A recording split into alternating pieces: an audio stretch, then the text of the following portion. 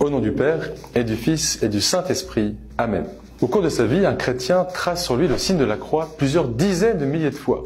Mais d'où vient ce geste? Pourquoi le fait-on? Comment le fait-on? C'est ce que je vous propose de comprendre en 2 minutes.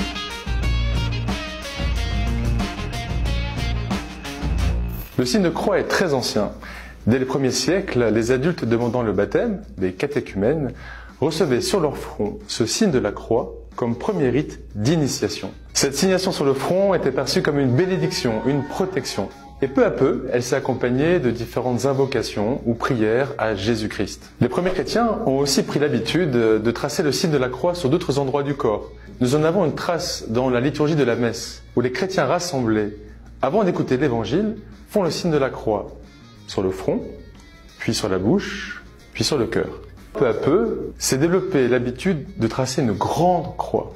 Et parmi les différentes prières qui circulaient un peu partout, l'invocation à la Trinité s'est généralisée, au nom du Père et du Fils et du Saint-Esprit. Tout d'abord, on rappelle du baptême.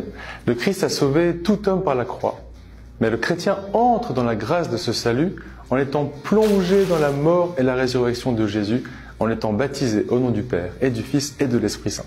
Par un geste tout simple, que nous faisons trop souvent machinalement, rapidement, nous nous rappelons que Dieu nous a sauvés, que Dieu est amour, Père, Fils, Esprit Saint. Par ce geste tout simple, nous pouvons appeler sur nous-mêmes ou sur nos proches la bénédiction de Dieu et la protection contre le mal. Mais attention, il est bon de ne pas faire ce geste trop rapidement pour bien prendre conscience de ce que nous faisons.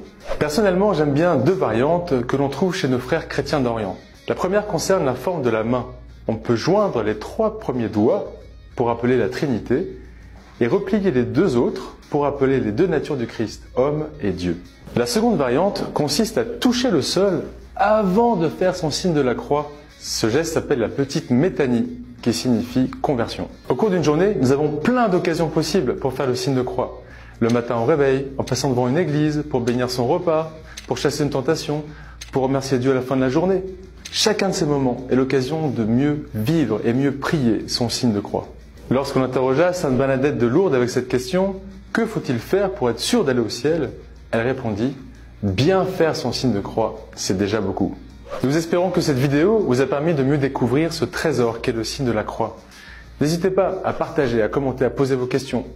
Dites-nous les sujets qui vous intéressent et rendez-vous dans la description pour plus d'informations. Que Dieu vous bénisse au nom du Père et du Fils et du Saint-Esprit. Amen.